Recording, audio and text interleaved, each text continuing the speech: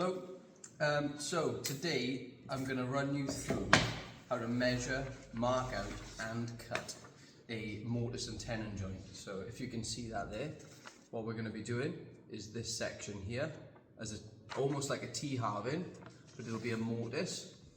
The one thing you need to bear in mind when you're making mortises is you always divide by 3.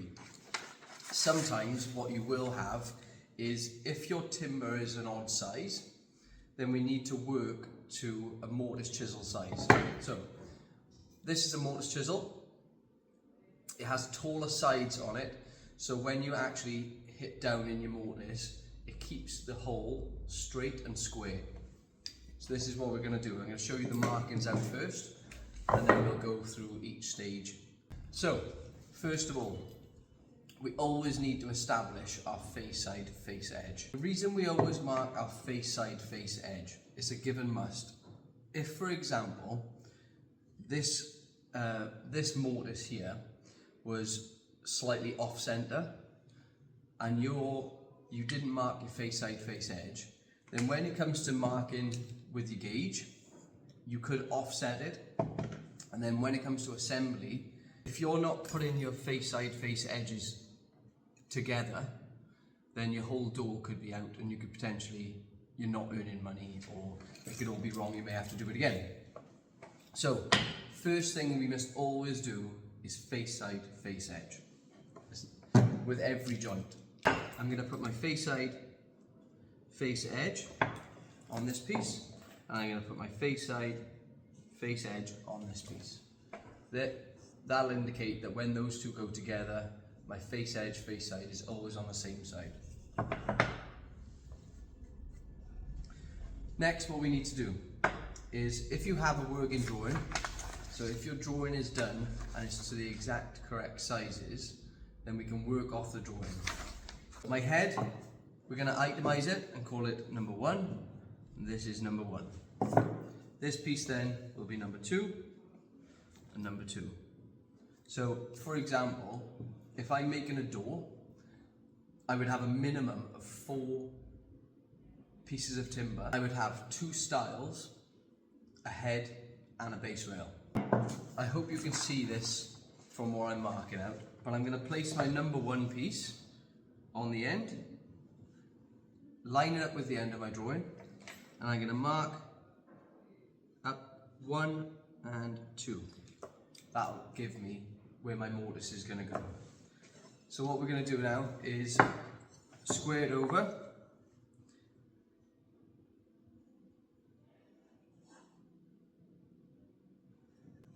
Now, because I don't need to cut anything on this face, my cuts are at the bottom and at the top, I never use full lines to go through. I always use just my markings, and I'll show you in a second what I mean by that. So I'll line up this mark there, and I'll just transfer it over.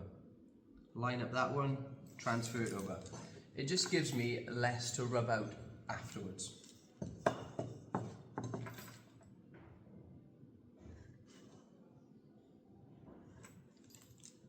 There's my squares. That's number 1 done with regards to my squaring. Number 2, I place it on, up flush to the top end, and all I'm doing is marking my shoulder. My drawing can go away for a second. With this one, you have to be cutting all the way around, so you have to cut 2 shoulders on either side, then down with the grain. So I'll need to square it all the way around.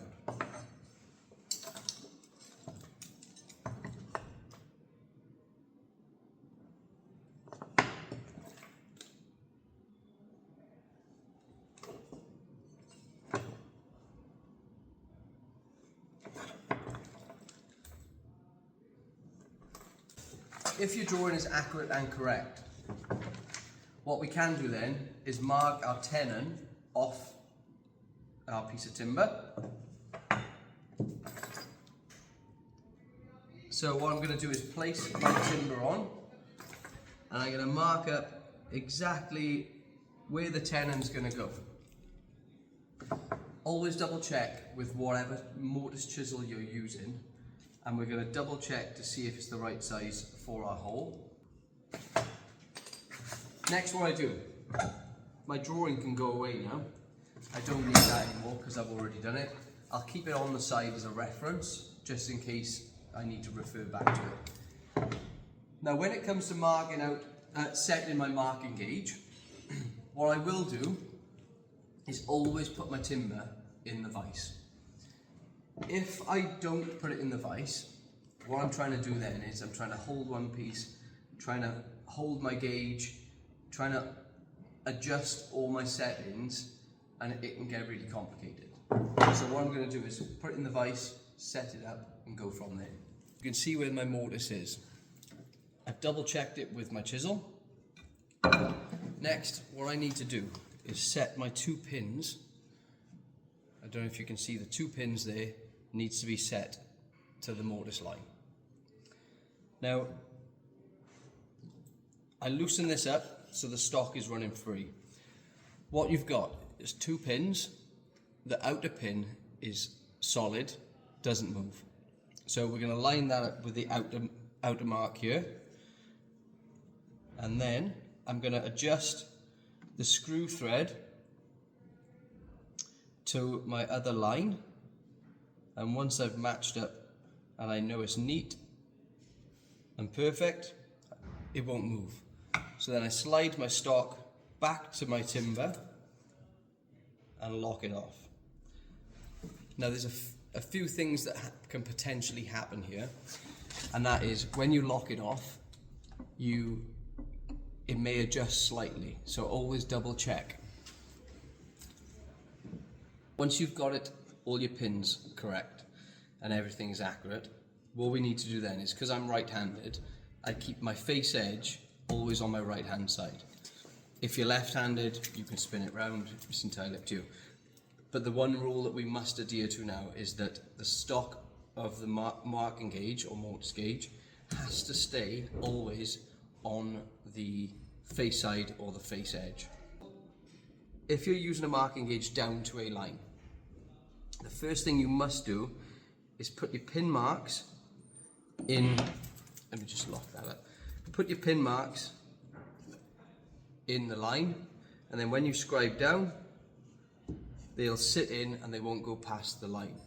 If they go past the line, what happens is you have to clean up your joints afterwards, okay? Always use the tool and push away from yourself.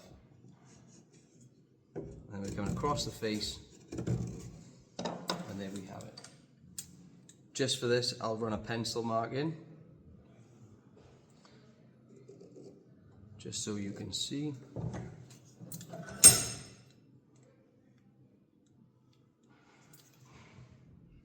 And there we have it. Now, what you can do is mark out the waist. We won't do it just yet until I've done this piece. We've marked out the tenon. We're now going to mark out the mortise, doing exactly the same, staying on our face edge. So I'm going to put my timber in. This way I have lots more control over my tool. Because I'm going to a line, I put my pins in. Using this tool, what I always find with my left hand, I'm putting pressure so my stock is staying against the timber, and then with my dominant hand, I'm pushing forward just to get a clear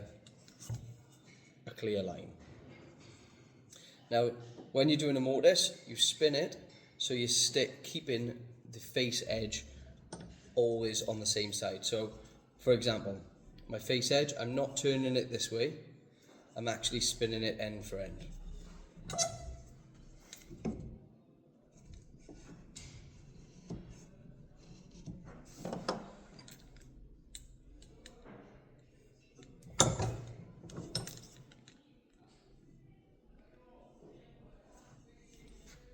There we go.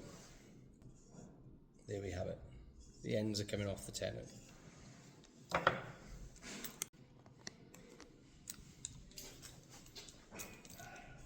So, we've done with our marking gauge. That can go away. The next thing we need now is I would cut my shoulders for my tenon, or I could cut my mortise, which is entirely up to you which one you would like to do first. I'm going to go for the mortise first. I'll explain my reasons why. For example, if I'm just starting out and I accidentally make my mortise wider than it needs to be, then I can take less off my cheeks on the side and make my tenon slightly thicker. However, what we should be doing is constantly going to our line and making sure that it's perfect.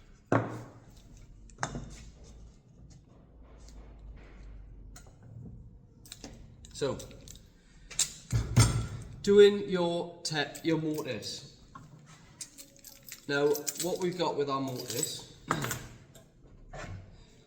is you need it tight in the vise at all times. Then what we're going to do, let me just show you this first. We're never going to go tight to our line, our outside line. So, what I'm going to do is I'm going to go 5mm in and 5mm in. There's a reason for what I'm doing. If I go right tight to my line, then what happens is the chisel, because we're putting the bevel facing that way, the chisel will always want to bounce back. Then what happens is you'll make an indentation in your face or your good edge, and that's not what we want. We want a nice tight clean joint, and so that's what we do. We cut 5mm in, we create our mortise first, then we cut it back.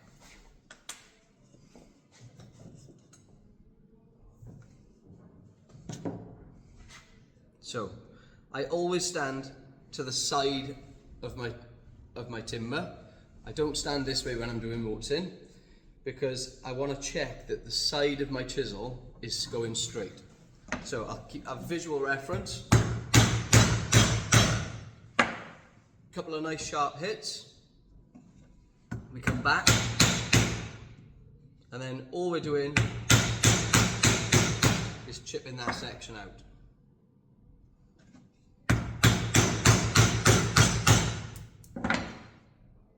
Come back to our 5mm line. Then we need to clear this out.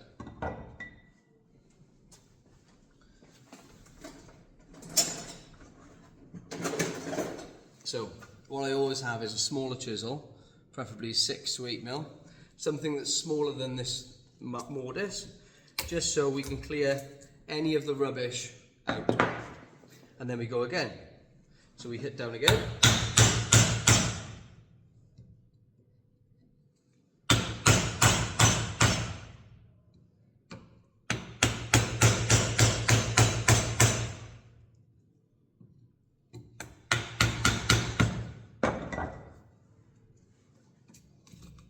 Then we clear it out, and we go again. We keep going down until we get to about halfway.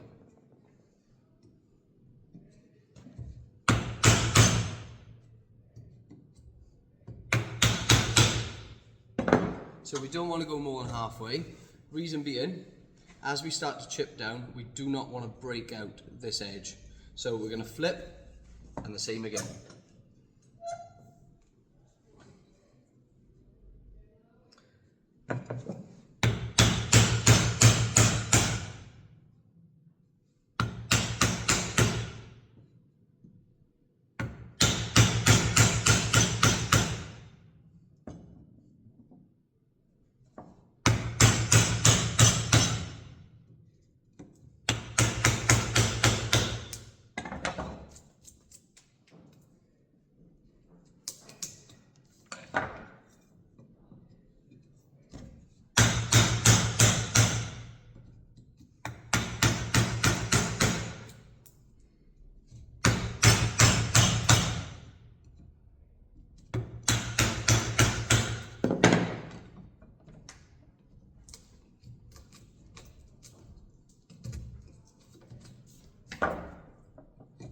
Once you get to halfway,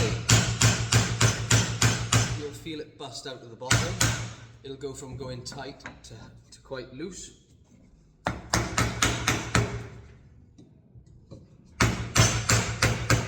Just be gentle that you don't go all the way through. you do not want to bring your chisel down through because you may break off that edge. Once you've gone through, you can then clear it out with a small one, with a small chisel, and you should have something that looks like that. Okay, there will be small like bits of timber that you can clean up afterwards, but what we'll do is we can do that with a bevel edge chisel later on.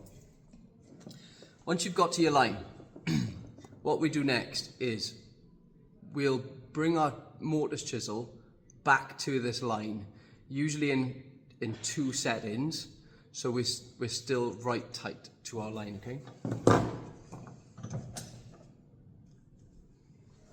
Now doing this exercise, I always put my chisel just before the line, and then at this point I will stand here because I want to check the back edge is coming down straight.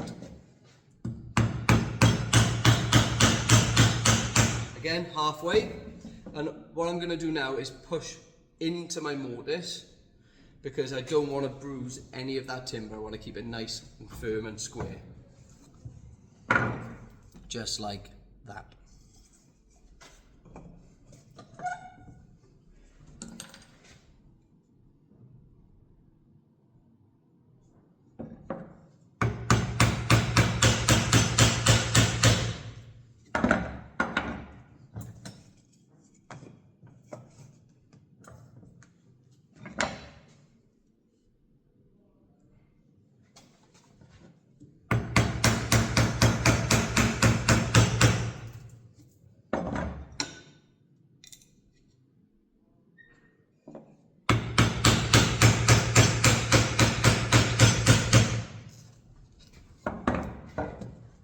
Then you're going to clear it all out.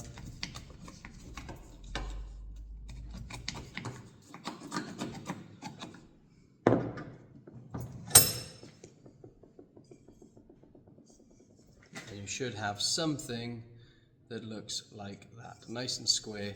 There are a few little pieces in there which I'm going to get out with a bevel edge chisel with this because it's nice and flat.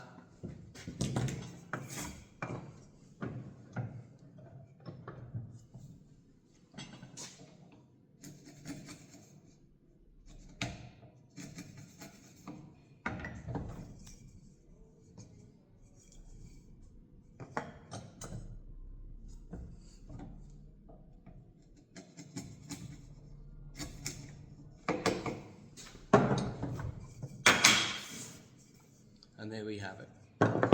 Now, once that's done, you can put it to one side. Now, if I made a mistake and when I cleared this hole out, I was putting it from left to right, I would end up widening my hole. So what I don't want to do is widen the hole. If I did, then we can make this a little bit wider, but we've done this perfect. So we can cut this to our lines. There's a few ways we cut these, the tenons.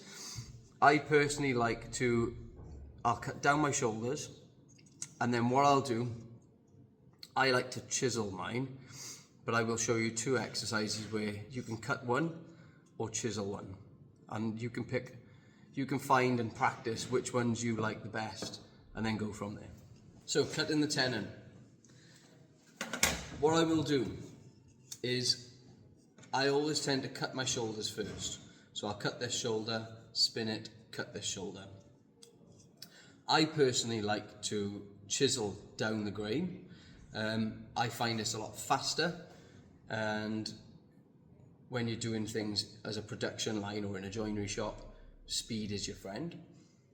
However, what I'm going to do is I'm going to show you how to cut one with a saw, and then I'll show you how to cut one with a chisel.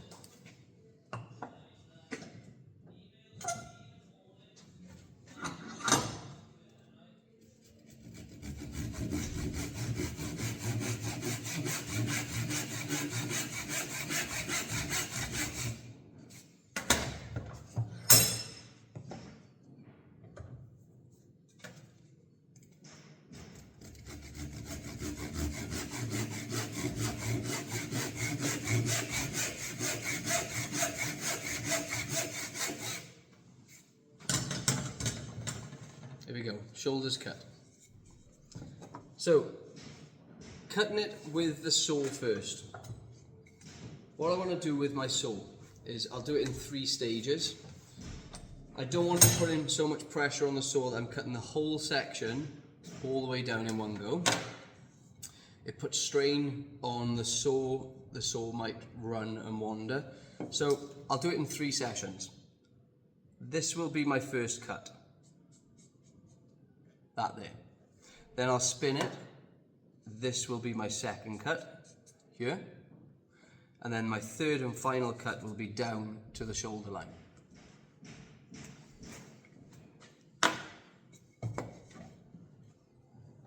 So cut number 1. I like to put the timber at an angle. I stay just off my line so I can always clean it up with a chisel afterwards. First thing I do is follow one line down the grain. Once I've done that, I come across the top.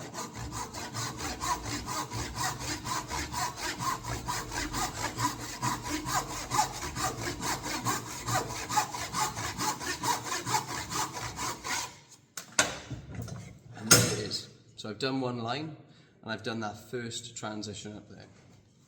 Then what I'll do is spin it round. Now this section is quite easy. Reason being, I place the saw in the groove that I've already made. And then it's just following that around.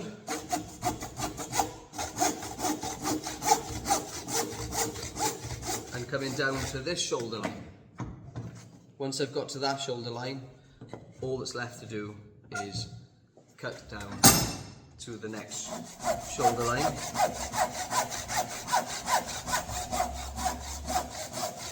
This is where you want to slow up your saw. When you come into the end, slow it up because you don't want to cut into your good timber.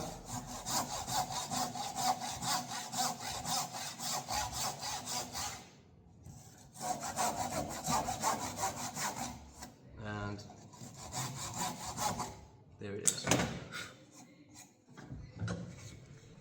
Now what I've done is you can still see my waistline. So if I need to clean that up in any way, I still can. Now, the second way of chopping out my tenon, but with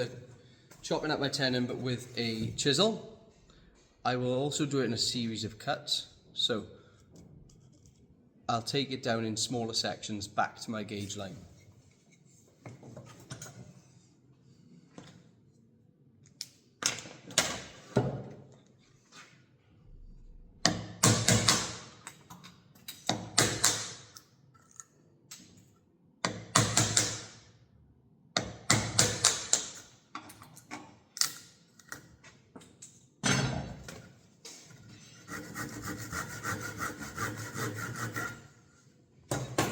And then as I come down to my gauge line, I want to just be a little bit more careful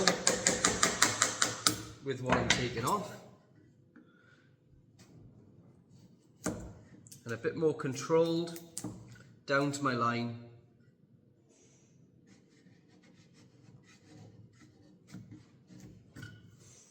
Now, what you will find is when you're cutting down to your line, you'll have little pieces stuck in there.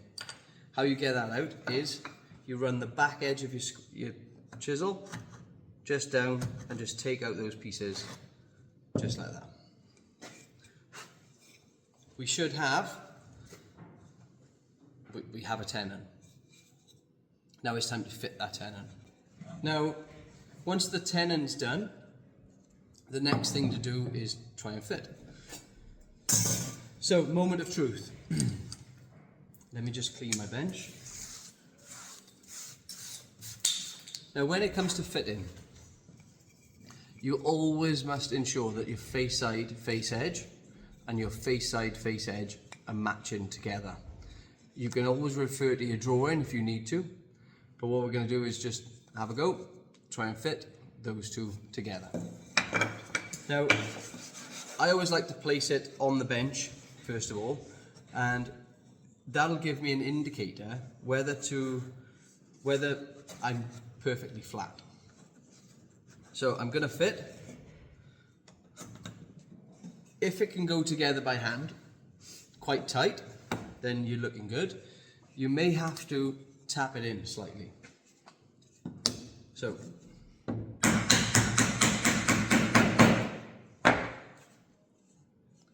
what we have is a tenon.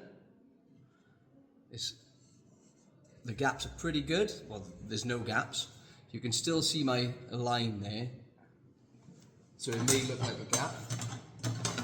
Then what we need to check is we always need to check if it's square. If it's not square, you can tap it accordingly and get it perfectly square. There we have it. It's pretty good. I'm happy with that. Now, the beauty of these lines that I didn't, just my transferable lines, it means my face is nice and clean. I am going to do much prep to get this to a finished product now. It's all nice and true, all nice and flat, and that is a Mortice and Tenon.